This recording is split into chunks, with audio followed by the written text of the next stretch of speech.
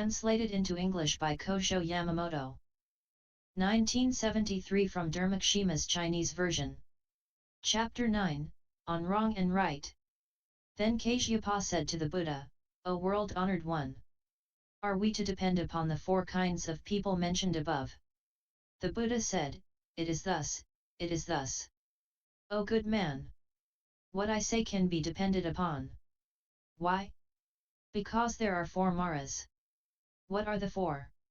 It appears as though people hold the sutras and precepts of what Mara has said. Bodhisattva Kasyapa said to the Buddha, O world-honored one! You, the Buddha, say that there are four maras.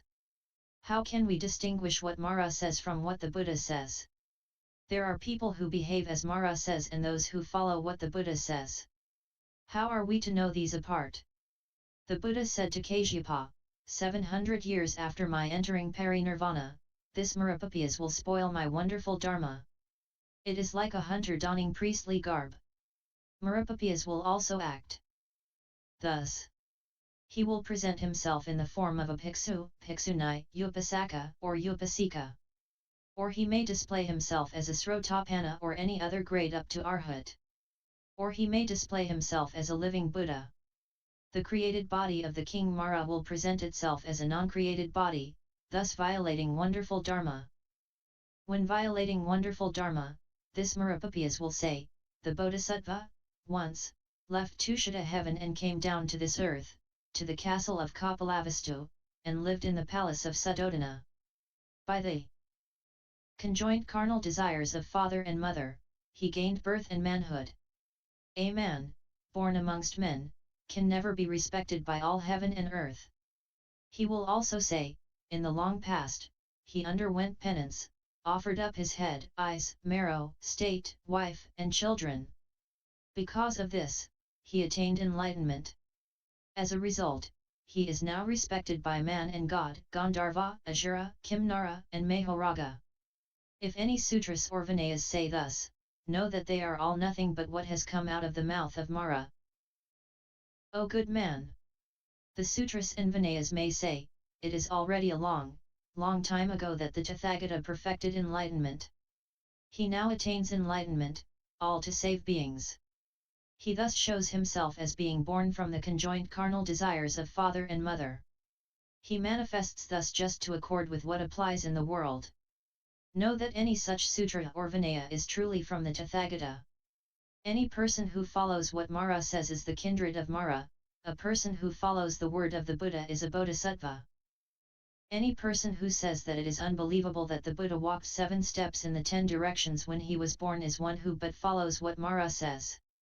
If a person says that the Tathagata walked 7 steps in the 10 directions when he was born, all this to manifest himself expediently, such a person stands on bases his words on the sutras and vinayas which the Tathagata has delivered. Any person who follows what Mara says is kindred to Mara. Anyone who follows what the Buddha has said is a bodhisattva. Or a person might say that when the bodhisattva was born, his father, the king, sent men to the heavenly shrines, at which the gods, on seeing him, all came down and worshipped him.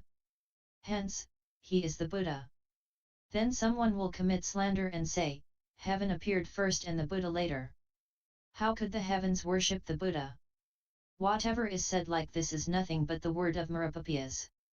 If any sutra says that the Buddha went to where the devas were and that all such gods as Mahesvara, Great Brahma, and Sakrodevanamindra, folding their hands and touching the Buddha's feet with their heads, worshipped him, such a sutra or vinaya is from the Buddha. Any person who follows what Mara says is the kindred of Mara. Any person who follows what the Buddha says is a bodhisattva. If any sutra or vinaya says that the bodhisattva, when as yet a crown prince, had wives concubines all around out of carnal desire, lived in the depths of the palace i.e. in the harem and fully tasted the 5 desires and enjoyed himself, such is a sutra or vinaya of Marapapiyas. Any sutra or vinaya that says, the bodhisattva had long since abandoned all desires, wife and son, and did not receive in attachment the wonderful desires of Trayastrimsa heaven, but abandoned these as though they were spittle and tears. How could he have human desires? He shaved his head, became a priest, and practiced the way. Such are the sermons of the Buddha. 90. Any person who follows the Sutras and Vinayas of Mara is the kindred of Mara. Any person who follows the Sutras and Vinayas of the Buddha is a Bodhisattva. If a person says that the Buddha, in Sravasti, at the Jetavana Vihara, permitted all bhiksus what they wanted to have, such as male or female servants, pages, cows, sheep, elephants, horses, donkeys, mules, hens, cats, gold, silver, beryl, pearls, crystals, musaragalva, agate, coral, ember, horseshoe shell, jade, copper, or iron kettles, big or small copper basins, that they were allowed to till the land, sow seeds and plant, sell or barter things, that they were permitted to store rice, that the Buddha pitied the bhiksus and allowed them all such things out of his compassion. All such sutras and vinayas are those of Mara. Or someone might say that the Buddha stayed in Sravasti, at the Jetavana Vihara, where the Nirdara demon lived, and, relative to a Brahmin called Kudiyatoko and King Prasenajit, said, O bhiksus! You should not receive gold, silver, beryl, crystals, pearls, musaragalva, agate, coral, ember, horseshoe shell, jade, male or female domestic servants, pages, boys, girls, cows, sheep, elephants, horses, donkeys, mules, hens, pigs, cats, dogs, or other animals, iron or copper kettles, big or small basins, sheets of various colors and beds, or such necessary things, or do such activities of worldly life as building houses, tilling the soil, sowing seed, selling things in the marketplace, making meals with your own hands, polishing or pounding with your own hands, doing incantations for a living, training hawks, looking at the constellations, working charms, guessing at the waxing and waning of the moon, telling a man or woman's fortune, saying good or bad things about a person's dreams, guessing or foretelling and saying that this is a man or woman, or saying that this is not a male or this is not a female, talking about the marks of excellence said to exist in the houses of the Tirthakas, or saying that there are Dharani's spells by which people can be led astray, or talking about any of the arts, any worldly things, using powdered incense, kurna for strewing on seats, stupas, etc., smearing incense for the hands and body to give off a pleasant aroma, fumigating incense, using various kinds of laze bronze wine vessels, practicing the arts of hairdressing, cunningly cheating and flattering, and thus greedily seeking profit, loving stupid and noisy quarters, joking and laughing, walking and preaching. Such bhiksus greedily eat fish, make poisons, and rub in fragrant oils. They possess gem parasols and leather footgear. They make boxes, chests, fans, and various pictures and statues. They store up cereals and rice, big and small varieties of wheat and beans, and various melon seeds. They come near fraternus with consort with kings, princes, ministers, and all kinds of females, laugh loudly or sit silently. They entertain doubts regarding all things, talk a lot and talk carelessly. They like to wear good clothes, which may be long or short, lovely or unlovely, good or bad. They themselves praise all such things in the presence of the giver. They frequent and roam about these dirty quarters, the places where one finds taverns, prostitutes and gamblers, all of which places I do not allow the bhiksus to be in. They should give up seeking the way, they must be turned back to worldly life and used for labor, go out to work. For example, this is like the tare in the paddy field, which has to be uprooted, so as not to be found any more. Know that what is prohibited in the Sutras and Vinayas constitutes the injunctions of the Tathagata. Any person who follows the word of Mara is the kindred of Mara, anyone who follows the word of the Buddha is a Bodhisattva. Or a person might say, the Bodhisattva goes to the temple of the Devas to make offerings to such as Brahma, Mahesvara, Skanda, and Katyayana. Why? He enters there merely to conquer the Devas. Things can never be other than this. If it is said, even if the Bodhisattva gets into arguments with the Tirthakas, he cannot know of their deportments, sayings, and arts, and he cannot cause quarreling servants to come to terms, he cannot be respected by males or females, kings or ministers, he does not know how to prepare medicines, that is why he is called Tathagata. Whatever he knows is what is wicked, also, the Tathagata sees neither enemy or friend, his mind is all equal, one may take a sword and cut him, or one could smear incense over his body, and he would not have any sense of gain or loss. He sits in the middle. This is why we say Tathagata. Any sutra that says this is one of Mara's. 91. Or a person might say, the Bodhisattva behaves thus, he goes into the houses of other teachings, teaches them to abandon domestic life and practice the way, to come to know of deportment and manners, he teaches them to know of what is written and how arts are performed, and how one quells arguments and disputes. He is the highest of all people, boys and girls, people of the royal harem, the royal consorts, ordinary people, rich persons, Brahmins, kings, ministers, or the poor. Furthermore, he is respected by these and he also knows all such things. He may come across various views of life, and yet he does not entertain any loving clinging thought. This is like the lotus, which does not become soiled by defilement. In order to save beings, he practices various expedients and lives a worldly life. Any such sutras and vinayas are the sermons of the Tathagata. One who follows what Mara says is kindred to Mara, anyone who follows what the Buddha says is a great bodhisattva. Or a person might say, the Tathagata expounded the sutras and vinaya to me. Of all the wicked sins, those classed as light and heavy, and the Scholatyaya are all grave. In our vinaya, we do not commit these, to the end. I have long put forward such a law, but you do not believe it. How could I throw away my own vinaya and come to your vinaya? Your vinaya is nothing but what Mara says. Ours is what the Buddha says. The Tathagata has already given the 9 types of formulations of Dharma, i.e. Hinayana teaching. Such 9 formulations constitute our sutras and vinaya. I have never once heard of a sentence or word of the Vaipulya Sutras, i.e. the extensive sutras of Mahayana. Where, in all the innumerable sutras and vinayas, do we come across the name of Vaipulya Sutra? In none of these have we ever heard of the 10 types of sutras. If there are any such, they must surely be the work of Devadatta, the Buddha's malicious, jealous cousin. Devadatta is a wicked person. In order to destroy good teachings, he makes up the Vaipulya. We do not believe in any such sutras. This is what the sutras say. Why? Because they say this and that about the Buddhist doctrine. All such things are stated only in your sutras, ours do not contain any such teachings. In our sutras and vinayas, the Tathagata says, after my entering nirvana, there may come about, in evil ages, distorted sutras and vinayas. These are the so-called Mahayana Sutras. In ages to come, there will be all such wicked bhiksus. I, then, say, there are further the Vaipulya Sutras other than the 9 types of sutras. A person who thoroughly accepts the signification says that he well understands the sutras and vinayas, segregates himself from all that is impure and is so delicate and pure that one could well compare him to the full moon.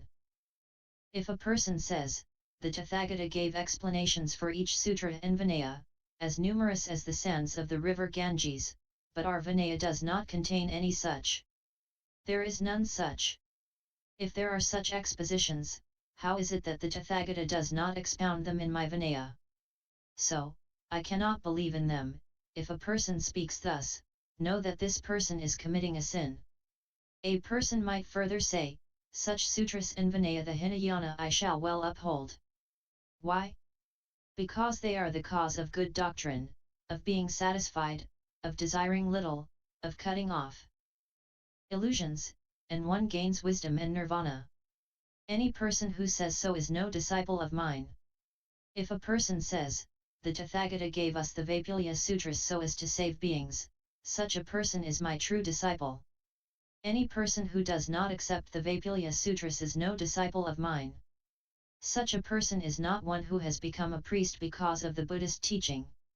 Such a person is one wicked in mind and is none but a disciple of the Tirthakas. Such sutras and vinayas as mentioned above are what the Buddha gave out. If not thus, they are nothing other than what Mara says. Any person who follows what Mara says is the kindred of Mara, anyone who follows what the Buddha says is a bodhisattva. Also, next, O good man! If it is said, since the Tathagata is not perfect in innumerable virtues, he is non-eternal and must change. He abides in the all-void and expounds non-self. This is not the way of the world, any such sutra or vinaya is of Mara. If a sutra says, the true enlightenment of the Tathagata is beyond knowing. Also, he is perfect in innumerable asamkhyas of virtues. Therefore, he is eternal and there can be no change. Any such sutra or vinaya is what the Buddha said. Any person who follows what Mara says is Mara's kindred. Any person who follows what the Buddha says is a bodhisattva. Or a person might say, there is in the world a bhiksu who, not committing any parajika, the gravest of offences, is held by the world to have transgressed, like cutting down the tala tree. But in truth, this bhiksu did not transgress. Why not? I always say, the case of one who commits any one of the parajikas is like cutting a stone in two, it can never again become one. If a person says that he has obtained what supersedes man's power Pali, Atarimanusadhamma, he commits parajika. Why? Because he has not actually attained anything, yet pretends to have done so, i.e. he is telling lies. Any such person retrogresses from the world of man and the doctrine. This is a parajika. There is a bhiksu who desires little, feels contented, upholds the precepts, is pure and sits in a quiet place.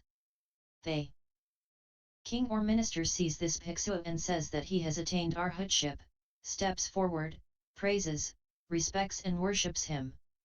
Also, he says, such a great master will attain unsurpassed enlightenment, having thus abandoned life. The bhiksu hears this and says to the king, I have, truth to tell, not yet attained the fruition of a shramana. O king! Please do not speak to me about the dharma of non-satisfaction, non-contentment.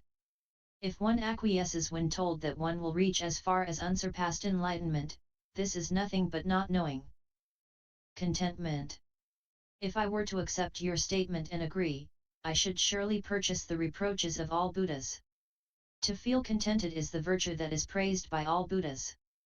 That is why I mean pleasingly happily to practice the way to the end of my life and attain a state in which I can feel satisfied.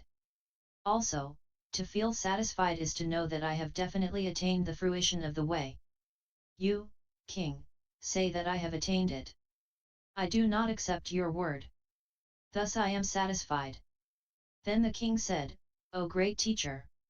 You truly have attained arhatship and do not differ from the Buddha. Then the king made it known to all those in and out, and to those of the royal harem and to the royal spouse, that this person had attained arhatship. As a result, all who heard this felt respect, made offerings, and honored him. Such a person is pure in his deeds. Hence, he makes all others gain great benefit, and truly this bhiksu did not commit any parajika. Why not?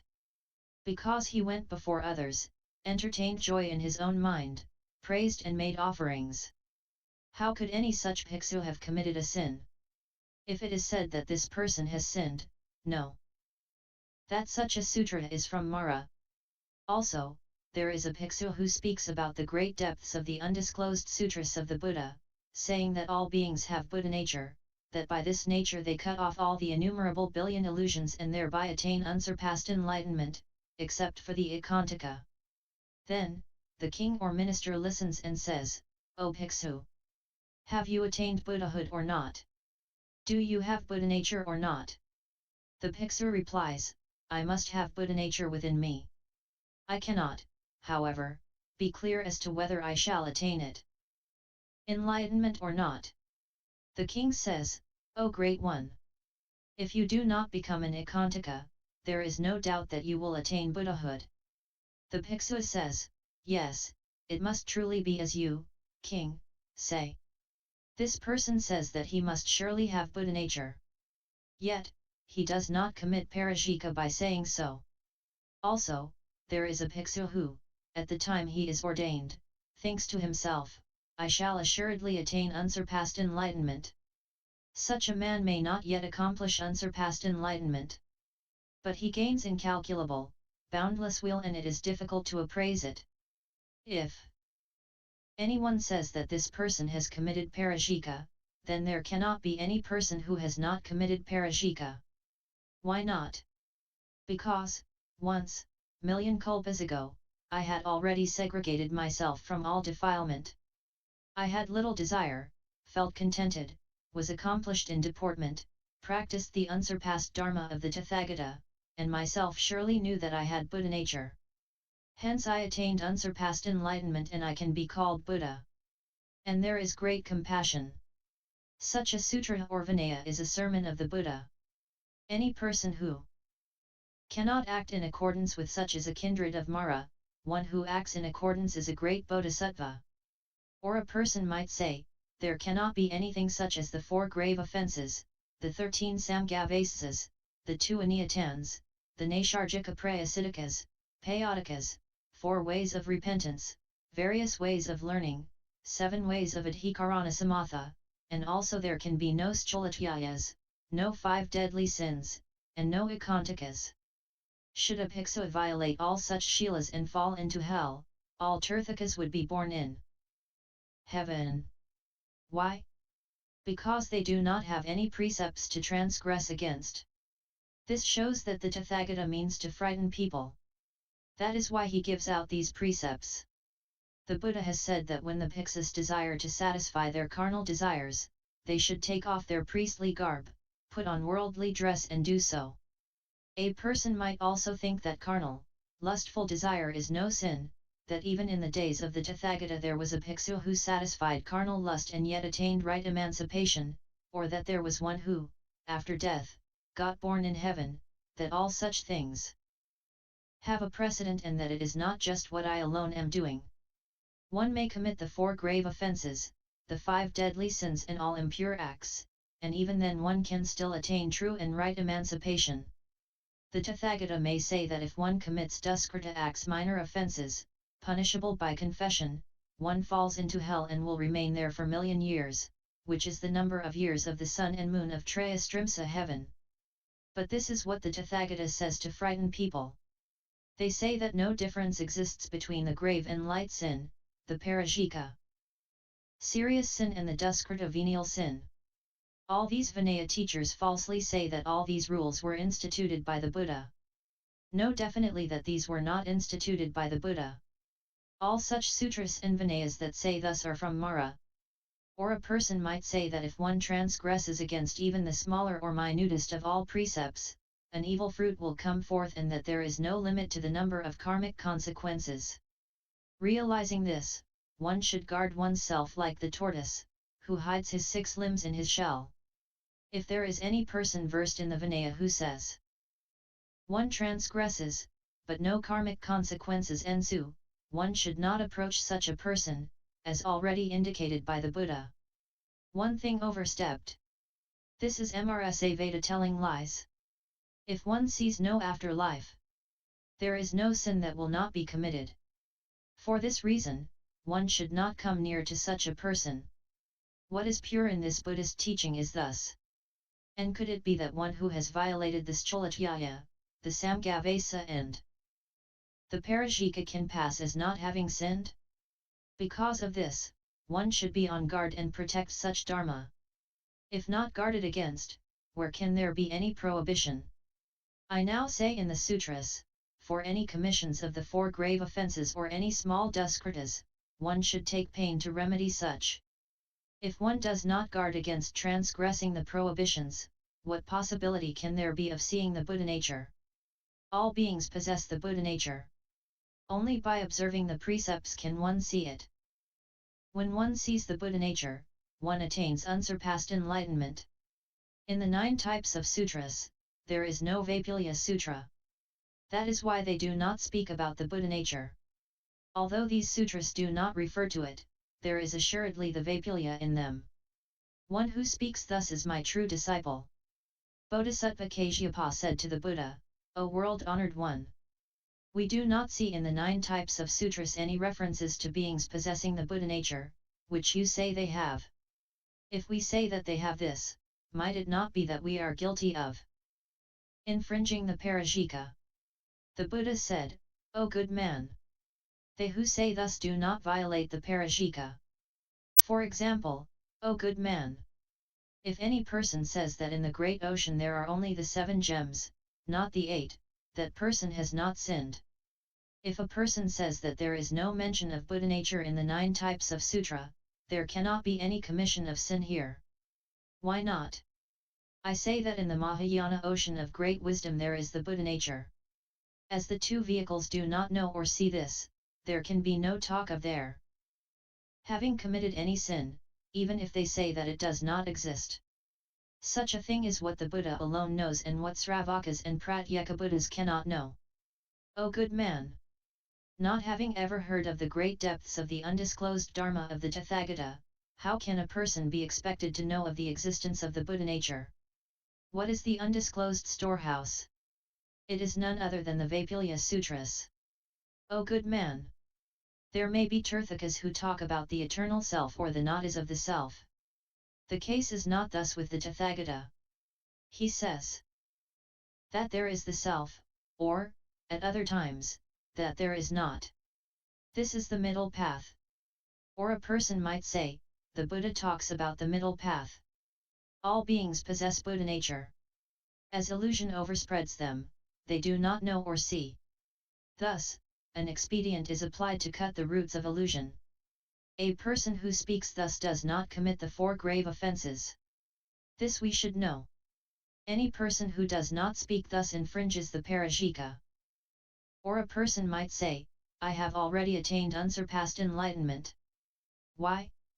Because I have the Buddha nature. Any person possessing the Buddha nature has assuredly attained unsurpassed enlightenment. Consequently, I attain enlightenment. Then, one should know, such a person infringes the parajika. Why so? There surely is the Buddha nature. But not yet having practiced the best expedient of the way, the person has not yet seen it. Having not yet seen it, there can be no attaining of unsurpassed enlightenment. O good man! On this account, the teaching of the Buddha is profound in its meaning and difficult to fathom. Bodhisattva Kasyapa said to the Buddha, O world-honored one! A king asks, how does a bhiksu get drawn to supramundane dharma? The Buddha said to Kasyapa, a bhiksu may, for profit or food, flatter, state things wrongly or cheat, and say things such as, how might all the world believe that I am truly a real bhiksu, so that I can thereby arrive at great profit and fame. Such a bhiksu, because of the darkness of his mind, always thinks and prays, I have not yet, in truth, arrived at the 4 attainments of a Sravaka. How might I be able to make the world think that I have gained all of these? How might I be able to make upasakas and upasikas think of me as a sage who has fully perfected all the true virtues? Thus does he think. What is done is all for profit, not for the way. In his goings and comings, in his going out and coming in moving forwards and standing still, he looks peaceful. In his manner of dress and of holding his bowl, the monk-like deportment is not lost. Alone, he sits in a lonely place and looks like an arhat. So people think, this is the foremost of bhiksus. Fully exerting himself, he practices the way of extinction. He thinks, as a result of this, I will assuredly gain disciples. People will also certainly offer me clothing, food, drink, bedding, and medicine. All females will respect and love me. Any person who acts in this manner acts against the Uttarimanusa Dhamma. Also, there is a bhiksu who sits in a lonely place, desiring to build up unsurpassed wonderful Dharma. Though no arhat, he intends to have. Others call him an arhat, a lovable bhiksu, a good bhiksu, and a quiet bhiksu. He thus effectively makes innumerable people arrive at faith. Hence, I let all the innumerable bhiksus befriend him like a relative. Through this, I can teach and make the precept-breaking bhiksus and upasakas and upasikas uphold the precepts. In consequence, wonderful Dharma will be established, the unsurpassed meaning of the great principle of the Tathagata will shine forth and the Vaipulya Mahayana teaching will be revered, thus emancipating all innumerable beings, so that they will come to know the light or heavy significations of the sutras and Vinayas which the Tathagata has delivered. Also, a person might say, I now have the Buddha nature. There is a sutra which is called the storehouse of the Tathagata. In that sutra, I shall surely attain the Buddhist teaching and cut out innumerable billion bonds of illusion. I shall speak to innumerable upasakas, you all have the Buddha nature. You and I sit together on the path of the Tathagata and will attain unsurpassed enlightenment and do away with all the innumerable bonds of illusion. One like this does not violate the Uttarayamanusatama, he is a bodhisattva. One who commits duskrita will fall into hell for a period of million years of the days of Trayastrimsa heaven, and he will have to undergo punishment for the sins he has committed. 95. How much worse will it be when he transgresses this Cholatyaya? Thus does a person say. Should there be any bhiksu among those of the Mahayana gathered here who have violated this Cholatyaya, such is not to be befriended. What are this Cholatyaya of the Mahayana Sutras? For example, a rich man erects a Buddhist temple and adorns it with various garlands, and offers this to the Buddha. There is a bhiksu who, on seeing the thread which passes through the garland, takes it without asking. This is Cholatyaya. Whether knowingly or not, he violates in this manner. If, with a greedy, desire-filled mind, one causes damage to a Buddhist stupa, this is Cholatyaya. One should not come near associate closely with a person who acts in this way.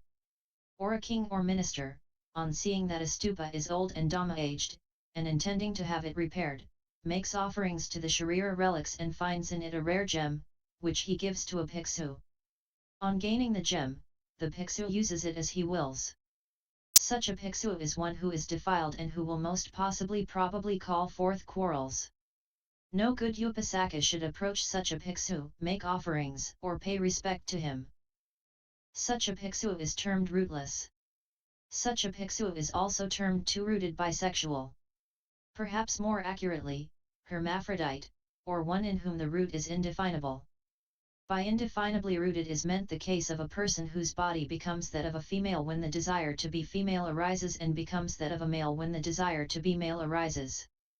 Any such bhiksu is evil-rooted. He is neither male nor female, neither a bhiksu nor a lay person. One must not come near such a bhiksu, nor make offerings to him or pay him respect. One who abides in the Buddhist teaching and the law of a bhiksu should have a sympathizing mind, protect and bring up, take care of beings. Even to an ant, one must give the mind of fearlessness. This is a Shramana's law. One segregates oneself from drinks and incense. This is the law of the Shramana. One must not tell lies, nor should one think of lying. This is the law of the Shramana. One does not cause a greedy mind feeling of greed or desire to raise its head. The same applies even in dreams. This is the law of the Shramana. Bodhisattva Kasyapa said to the Buddha, O world-honored 1.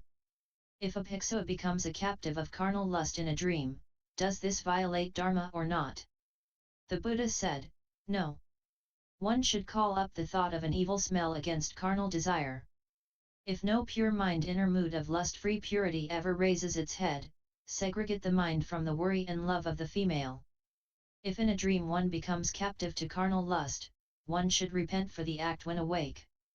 One should abide in the thought of the bhiksu who, when going begging on his alms round, receives offerings with the attitude of disgust of one who eats the flesh of his own son in the days of a famine. If carnal desire asserts itself, quickly discard such a thought. All such is the teaching of the Buddha's Sutras and Vinaya. One following what Mara says is the kindred of Mara, one who follows what the Buddha says is a bodhisattva. Or a person might say, stand on one leg, remain silent and say nothing, throw yourself into deep water or into fire, or jump from a high precipice, not fearing the steepness, take poison, fast, lie down on ashes, bind your legs, kill beings, and tell fortunes by directions in the way. person takes. Or a person might say, the Tathagata allows kandalas, rootless persons, hermaphrodites, indefinables, the decrepit to become ordained and to accomplish the way. Such are the words of Mara. Or a person might say, the Buddha has already permitted us to consume the 5 tastes of milk from the cow, oil and honey, except silken clothing and leather footwear, etc. Or a person might say, the Buddha has already permitted the putting on of the Maharanga, also the storing of all kinds of seeds. But all grass and trees have life. The Buddha, having spoken thus, enters Nirvana. Should any sutra and Vinaya say thus, know that such is what Mara says. I also do not permit one leg to be held up, i.e. standing on one leg, in the manner of some fakirs. For Dharma, all such postures as walking, standing, sitting and reclining are permitted. Also, someone might say, take poison, fast, burn the body with fire, bind your hands and feet, kill people, divine directions and ways, make leather footgear decorated with white horseshoe shell and ivory. The Buddha has permitted the storing up of seeds. Grass and plants have life. He has permitted the putting on of the Maharanga. If a person says that the world-honored one has said this, such a person is the kindred of the Tirthakas. Any person such as this is not my disciple. I have only permitted the 5 tastes of the cow, oil, honey, and also silken cloth. I say that the 4 great elements earth, air, fire, and water do not have life. Should any sutra or Vinaya say thus, such is what the Buddha has said. Any person who acts in accordance with the word of the Buddha is, one should know, my disciple. Any person who does not follow the word of the Buddha is a kindred of Mara. Any person who acts in accordance with the Buddha's sutras and Vinaya is, one should know, a great Bodhisattva. O good man! I have now extensively, for your sake, thus spoken about the difference between what Mara says and what the Buddha says. Kasyapa said to the Buddha, O world-honored one! I have now come to know the difference between the word of Mara and that of the Buddha. In consequence, I shall be able to fathom the depths of the Buddhist teaching. Then the Buddha praised Kasyapa and said, well said, O good man! You have now clearly gained the meaning. You are clever and wise. YouTube video Buddhist Sutras https://